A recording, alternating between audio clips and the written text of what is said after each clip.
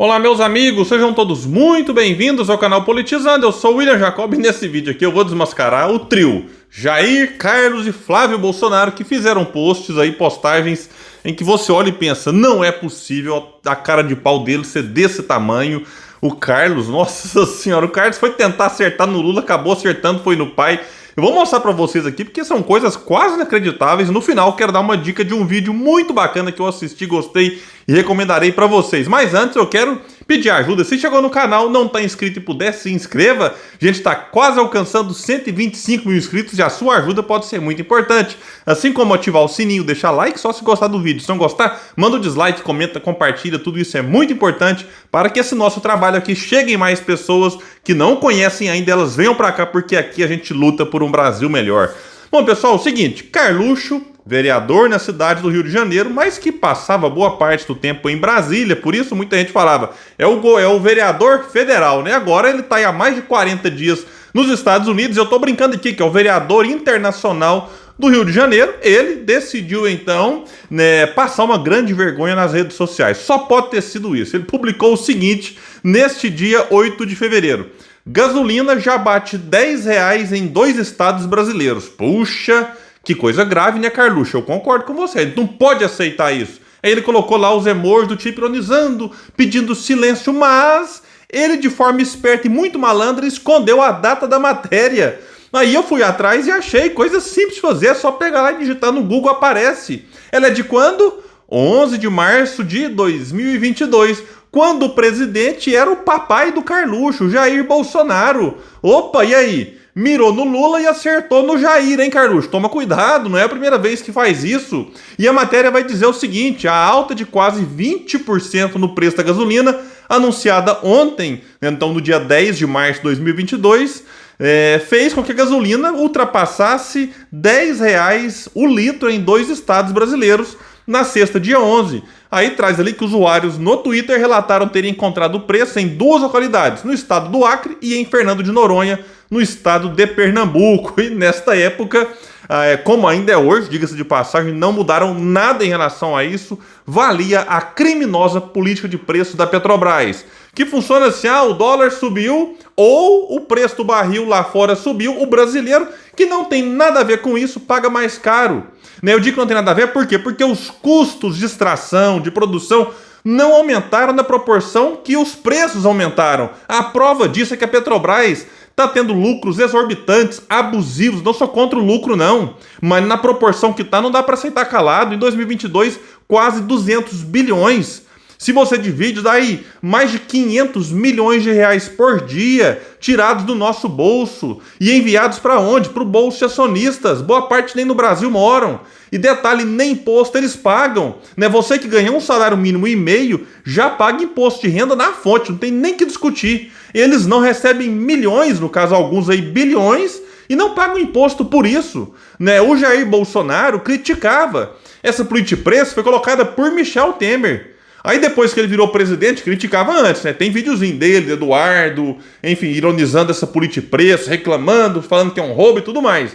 Aí depois virou presidente, mostrou-se mais um rendido aos interesses do mercado. Aí chegou perto das eleições, né, preocupado com a sua popularidade, em vez dele mexer, né, na mamata dos acionistas, fez o quê? Né, cortou os impostos federais e, né, limitou ali o ICMS. Aí o preço caiu na gasolina em especial, também no álcool.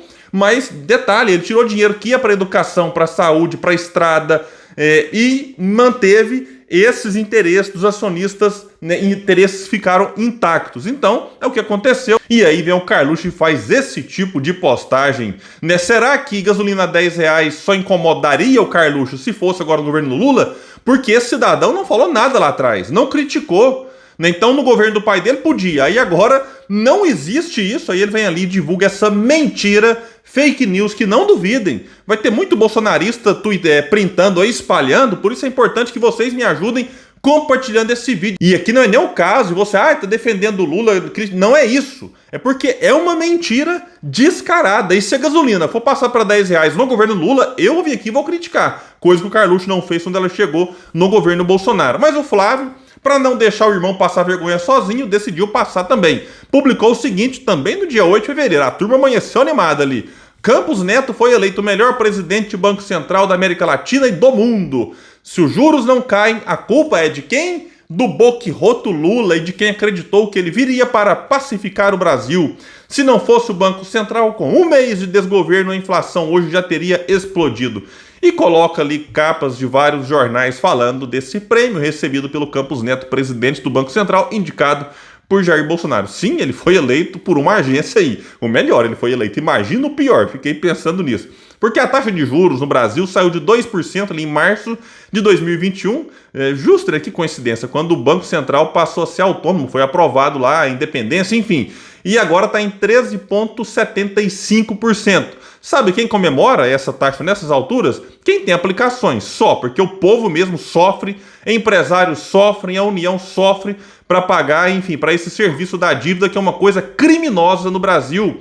Aí o Banco Central, né, mas isso aqui, segundo ele, é motivo, para ser o melhor presidente do Banco Central. Certamente quem vota são os rentistas e não o povo que está sofrendo.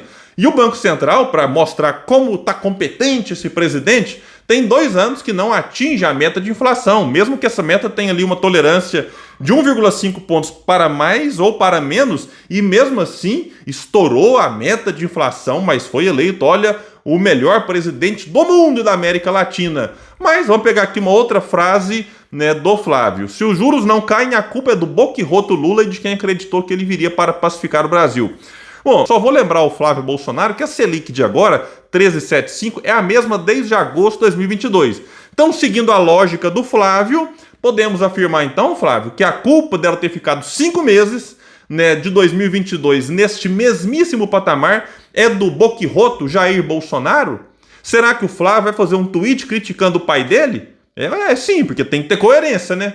Ou o problema da taxa 13,75 é só com o Lula e quando era o Bolsonaro estava tudo ok? Porque com o governo Lula, o Copom só se reuniu uma vez, manteve essa taxa que veio de antes. Inclusive deu sinais de que ela será mantida, o que levou Lula a, enfim, fazer críticas públicas aí ao presidente do Banco Central. E eu já falei disso aqui várias vezes, não quero nem entrar nesse ponto novo. Então vejam que tanto no caso do Carluxo como do Flávio, não se trata aqui de você fazer uma defesa do governo Lula, que na minha opinião já cometeu seus erros e cometeu também alguns acertos. Mas é observar como esse tipo de oposição irresponsável age, né? Porque a oposição ela é importante, é fundamental em toda democracia, mas que seja feita com a crítica de uma forma construtiva, né? Com críticas necessárias, isso faz parte, é importante, repito isso. Agora, esse tipo de ataque puro e simples, no caso deles, sem nenhuma coerência, espalhando mentiras, no caso do Carluxo, é uma coisa vergonhosa, mas não surpreendente, vindo do bolsonarismo. E para fechar o pacote aqui, né, de absurdos desse vídeo, Jair Bolsonaro, que vem trazendo assim, alguns números, algumas notícias para tentar mostrar que ele não foi tão ruim quanto muita gente pensa. Só que aí ele decidiu mostrar um número hoje que você pode olhar e falar assim, puxa, que número bacana. Mas por trás disso aqui tem uma coisa muito triste. Ele publicou o seguinte: abertura de empresas, entre parênteses, todo tipo de CNPJ. Aí ele coloca saldos de diversos períodos. Ele pega ali o período do governo Lula, depois só o Dilma, depois só o Temer, aí junta só os governos do PT, depois junta o PT mais Temer e no final traz os números, né, dele até junho de 2022. Eu fiquei pensando, será que ele não quis depois de junho porque não foi atualizado ou porque talvez os números pioraram e aí ele só quer ficar na parte que eventualmente trariam a ele algum tipo de benefício? Aí, durante esses 3 anos e meio que ele destacou aqui do próprio governo, foram mais de 8 milhões de empresas abertas, todo tipo de CNPJ. E nos 16 anos, né, que antecederam a chegada dele ao poder, 9 milhões e meio. Então ele quer mostrar que, né, que ele fez em 4 anos praticamente o mesmo do que os outros fizeram em 16. Aí ele vai dizer lá que mesmo com a pandemia, o fica em casa que a economia a gente vê depois, e uma guerra que afeta a economia de todo mundo, o Brasil avançou devido às atitudes do governo Bolsonaro. Que não é bem assim não.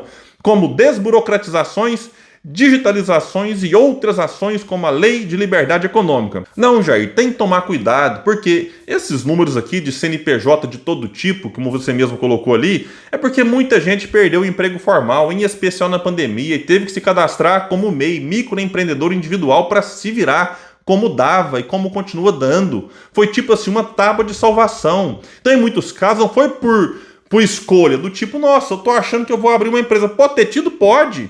né? Mas uma massa de gente que foi por esse caminho é por falta de oportunidades no mercado formal. Boa parte dessa turma que foi para o MEI, né, acabou e continua trabalhando como se fosse carteira assinada, mas sem as garantias e proteções da CLT. É do tipo assim, se você quiser trabalhar é assim e a pessoa acaba se sujeitando, ficando sem férias, sem 13º, né? Insisto, sem as garantias, né, que a CLT traz para o trabalhador. Então vejam só o que diz aqui uma manchete do Estadão, que não é uma imprensa esquerdista. Com falta de emprego formal, o Brasil bate recorde de abertura de empresas em 2021. Ali vai dizer que só em 2021 foram 4 milhões, né, nesse ano, ou seja, metade do que Bolsonaro comemora nos seus 3 anos e meio. Vou pegar aqui para ser bem fiel ao que ele disse. Consequência, insisto, né, da falta de oportunidades, de uma crise, sim, que a pandemia ela vem, muitos negócios fecharam, a pessoa foi para a própria casa e teve que se virar como dava, abrindo ali um MEI para poder faturar e receber de uma empresa que só pagava